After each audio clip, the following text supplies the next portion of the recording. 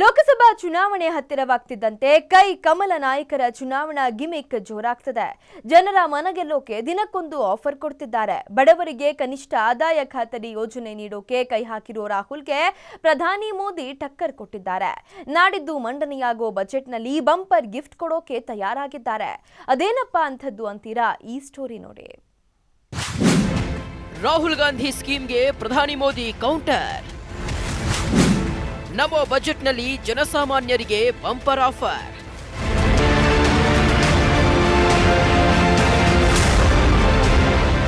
ಇದಪ್ಪ ವರ್ಷೆ ಅಂದ್ರೆ ನಮ್ಮ ರಾಜಕೀಯ ನಾಯಕರ ಆಮಿಷದ ಪಾಲಿಟಿಕ್ಸ್ಗೆ ಈಗ ಕಳೆ ಬರ್ತಿದೆ. ಬೆಳಗ್ಗೆ ಕಾಂಗ್ರೆಸ್ ನಾಯಕರು ಒಂದು ಆಫರ್ ಕೊಟ್ರೆ ಸಂಜೆ ಆಗ್ತಿದ್ದಂತೆ ಬಿಜೆಪಿ ನಾಯಕರು ಮತ್ತೊಂದು ಆಫರ್ ಕೊಡ್ತಿದ್ದಾರೆ. ನಮಗೆ ವೋಟ್ ಹಾಕಿದ್ರೆ ನಿಮ್ಮ ಸರ್ವತೋಮುಖ ಅಭಿವೃದ್ಧಿ ಮಾಡ್ತೀವಿ, ನೀವು ಯಾವುದೇ ಕೆಲಸ ಮಾಡದಿದ್ರೂ ಪರವಾಗಿಲ್ಲ, ನಿಮಗೆ ಮಂತ್ಲಿ ಹಣ ಹಾಕ್ತೀವಿ ಅಂತ ಭೇಟಿ ಆಫರ್ ಕೊಡ್ತಿದ್ದಾರೆ.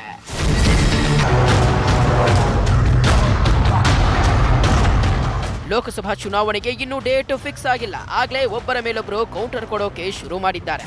ಮೊನ್ನೆಯಷ್ಟೇ ಎಸಿಸಿ ಅಧ್ಯಕ್ಷ ರಾಹುಲ್ ಗಾಂಧಿ ಬಡವರ ಮನಗೆಲ್ಲೋಕೆ ಹೊಸ ಸ್ಕೀಮ್ ಜಾರಿ ತರೋ ಘೋಷಣೆ ಮಾಡಿದ್ರು. ಈ ಬಾರಿ ನಾವು ಅಧಿಕಾರಕ್ಕೆ ಬಂದ್ರೆ ಬಡವರಿಗೆ ಕನಿಷ್ಠ ಆದಾಯ ಖಾತರಿ ಯೋಜನೆ ಜಾರಿಗೊಳಿಸೋದಾಗಿ ಹೇಳಿದ್ರು. ಇದು ಕಾಂಗ್ರೆಸ್ ಪಾಳೆಯಕ್ಕೆ ವರ್ಕೌಟ್ ಆಗೋ ಸೂಚನೆ ಕೊಟ್ಟಿತ್ತು. ಇದನ್ನರಿತ ಬಿಜೆಪಿ ನಾಯಕರು ರಾಹುಲ್ ಸ್ಕೀಮ್ಗೆ ಕೌಂಟರ್ ಕೊಡೋದಕ್ಕೆ ಮುಂದಾಗಿದ್ದಾರೆ. ನಮೋ ಕೊನೆಯ ಬಜೆಟ್ನಲ್ಲಿ ಸಾರ್ವತ್ರಿಕ ಕನಿಷ್ಠ ಆದಾಯ ಯೋಜನೆ ಘೋಷಿಸಲು ಮುಂದಾಗಿದ್ದಾರೆ. ಈ ಮೂಲಕ ರಾಹುಲ್ ಗಾಂಧಿ ಆಫರ್ಗೆ ಕೌಂಟರ್ ಕೊಡೋ ಪ್ಲಾನ್ ಮಾಡಿದ್ದಾರೆ ಎನ್ನಲಾಗಿದೆ.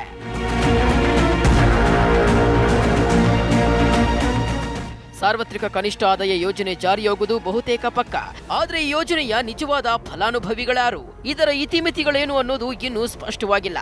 ಅಲ್ಲದೆ ಈ ಸ್ಕೀಮ್ಗೆ ಮೋದಿ ಸರ್ಕಾರ ಹಣ ಹೊಂದಿಸೋದೇ ದೊಡ್ಡ ಸವಾಲು. ಈಗಾಗಲೇ ಆಹಾರ ಸಬ್ಸಿಡಿಗಾಗಿ 1,70,000 ಕೋಟಿ ಹಾಗೂ ಉದ್ಯೋಗ ಖಾತ್ರಿ ಯೋಜನೆಗೆ 55,000 ಕೋಟಿ ರೂಪಾಯಿ ನೀಡಲಾಗ್ತಿದೆ. ಹೀಗಿರುವಾಗ ಯೂನಿವರ್ಸಲ್ ಬೇಸಿಕ್ ಇನ್ಕಮ್ ಸ್ಕೀಮ್ ಜಾರಿಯಾದ್ರೆ ದೇಶದ ಪ್ರತಿಯೊಬ್ಬ ವ್ಯಕ್ತಿಗೂ ಕನಿಷ್ಠ ಆದಾಯ ಕೊಡಬೇಕಾಗುತ್ತೆ.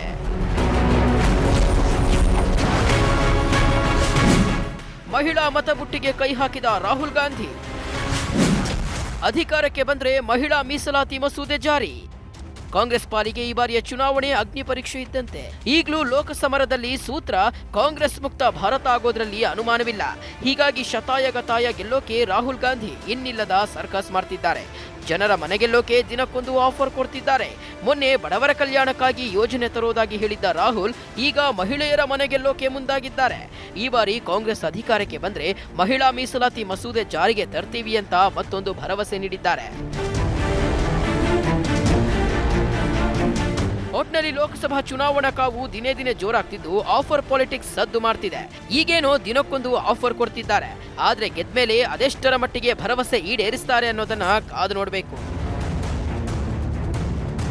News desk TV5.